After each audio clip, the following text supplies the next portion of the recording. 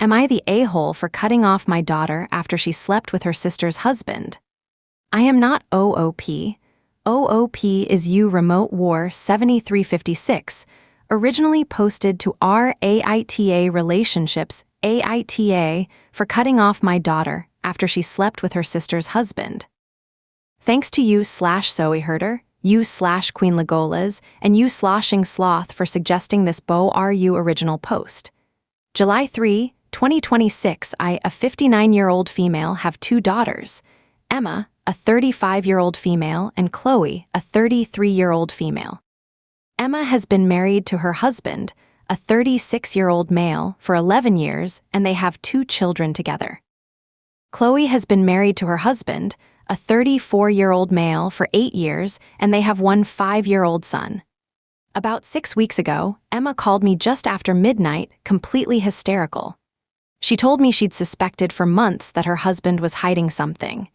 He'd become distant, constantly guarded his phone, and was always finding excuses to stay late at work. That night, after he fell asleep beside her, she looked through his phone for the first time. She found years of explicit messages between him and Chloe. The affair had been going on for almost 4 years. Emma was devastated. She kept asking me how her own sister could do this to her. A few days later, we were at my brother's birthday party when Emma confronted Chloe outside. Chloe denied everything at first and insisted Emma had misunderstood. When Emma said she'd read the messages herself, Chloe completely fell apart. She started crying, admitted the affair, and kept repeating, "I don't know why I did it. I'm so sorry. It was the biggest mistake of my life." Emma asked how 4 years could possibly be a mistake. Chloe had no answer. The argument escalated into a screaming match. Chloe tried to slap Emma, but several relatives stepped in before she could. Chloe's husband quietly took their son home after realizing what had happened. Within days, he told Chloe he wanted a divorce. Emma also filed for divorce after her husband admitted everything. After it all came out, Chloe called me 82 times in one day. I answered once because I hoped she was calling to explain herself. Instead, she cried the entire time, begging me not to abandon her.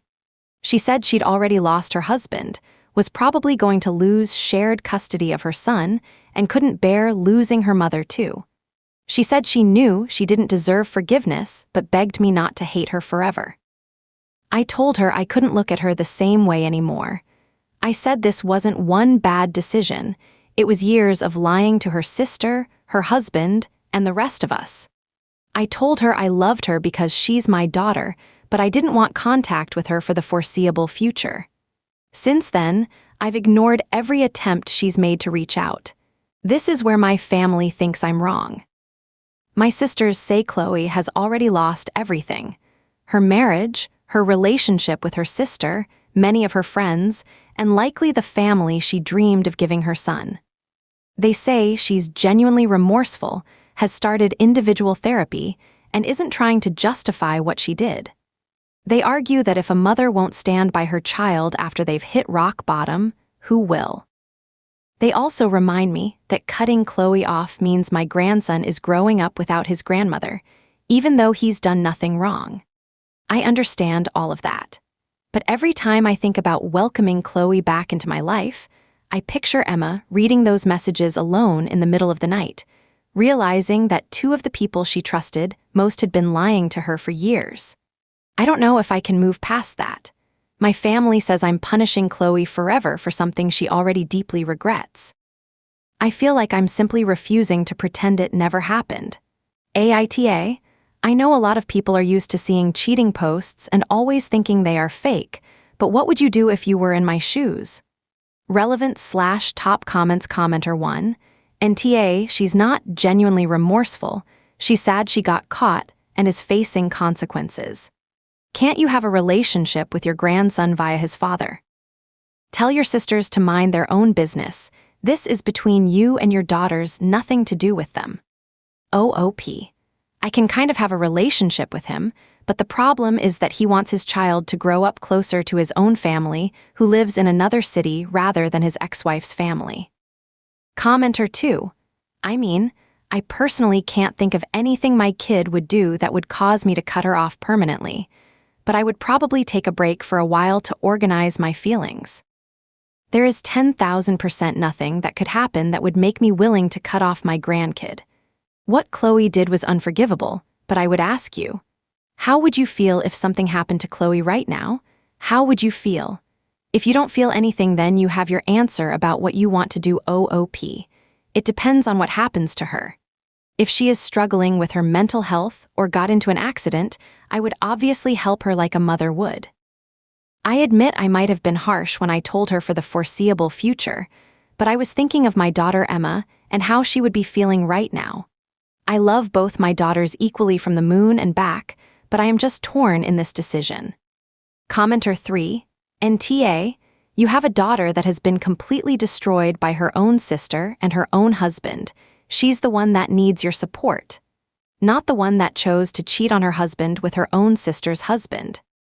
She made the conscious decision for 4 years. That's not forgivable in my eyes. She made the decision. She can face her own consequences. I'm sure her soon-to-be ex-husband will still allow you to be part of your grandson's life. Reach out to him and let him know you are not speaking to her. And just be there for Emma and her kids. OOP. Thank you so much. I have reached to him but haven't heard anything back, yet OOP responds to a long comment on if it is possible for Chloe to lose full custody of her son because she cheated. OOP. She might not. Her ex-husband wants to move far away from all of this. He wants to move to his own side of the family, which lives in a different city.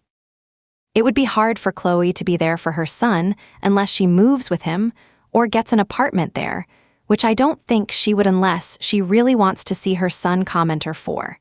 So she would rather lose her son than move to be near him. There is nothing on this earth that would have prevented me from fighting tooth and nail to keep my kids.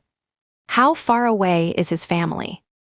She can absolutely file an emergency stay order to keep the kids locally until custody is settled, and wronged by her or not, most courts will put the children's needs first. Courts tend to prioritize joint custody regardless of what dad or mom thinks, unless one parent is willing to sign rights away. She needs a lawyer ASAP. If she is willing to walk away from her son without a fight, then he is better off without her. And that tells me a little bit more of her character, and it makes me even less sympathetic to her than I already was. OOP.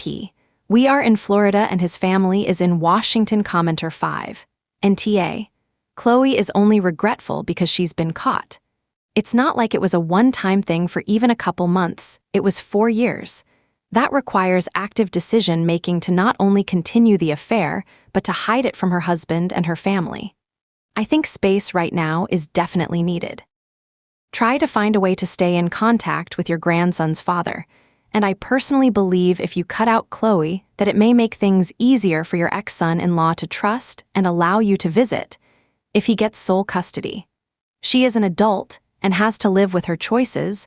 I wouldn't be able to speak with my sibling if they did this to me. I think as a parent you love your child no matter what and you still can, but I don't think you're the a-hole to cut contact with Chloe. Whether it is permanent or not is up to you. Chloe made this choice and these are the consequences. She lost everything because her and Emma's husband destroyed each other's lives and marriages. That's the worst thing you can do to a sibling. Commenter 6. NTA. This wasn't a mistake. This was a calculated and prolonged affair with the man her own sister loved and married. That's not to mention the betrayal to the man she herself married, which is a second level of despicable. Chloe isn't genuinely remorseful.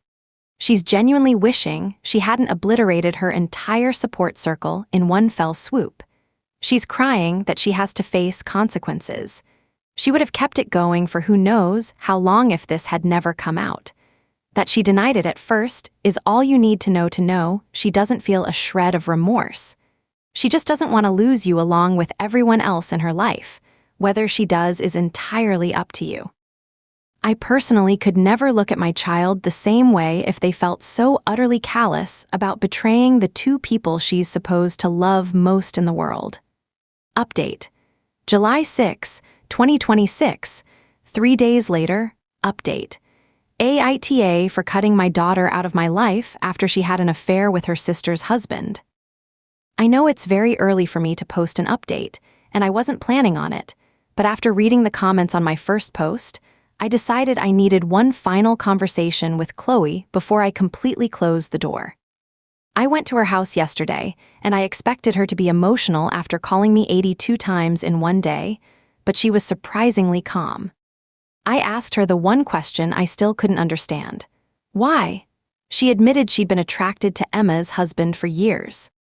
She said what started as admiration eventually became feelings, and over time they crossed a line. Instead of ending it, they kept convincing themselves it would be the last time. She insisted she regretted everything. I asked if she'd spoken to Emma. She told me the only contact she'd had was one text before Emma blocked her on everything. Emma told her she'd destroyed their family, taken away her children's stable home, and that she hoped the affair had been worth losing a sister forever because, as far as she was concerned, Chloe no longer had one. Emma blocked her immediately afterward. Chloe also admitted she later waited outside the school gates hoping to speak to Emma when she came to collect the kids. Emma refused to speak to her, warned her to stay away from her and the children, and told her that if she ever approached them again, she'd regret it. Chloe left crying. I told Chloe her waiting outside the school was completely inappropriate, regardless of her intentions. She insisted she only wanted to apologize and prove she cared about Emma. I then asked if she truly felt remorse. That's when I completely lost my patience. Instead of taking full responsibility, Chloe started telling me Emma's marriage had already been falling apart, that Emma and her husband had been drifting apart for years, and that he often confided in her. She admitted the affair was wrong, but repeatedly tried to place part of the blame on Emma, saying if their marriage had been happier, none of this would have happened. I was furious. I honestly couldn't believe I had raised someone capable of thinking like that. I told her there is no marriage bad enough to justify secretly sleeping with your own sister's husband for 4 years. I told her I wasn't just disappointed, I was ashamed that she was my daughter. The more she tried to justify herself, the angrier I became. The conversation eventually turned to her own divorce. She talked about how difficult everything had been for her and how her husband still plans to move to Washington with their son to be closer to his family. She said she may have to move there too if she wants to stay close to him. As she spoke, I realized almost everything was about what she had lost: her marriage, her home, her reputation, and possibly seeing her son every day. Drop your verdict in the comments. Wait, what?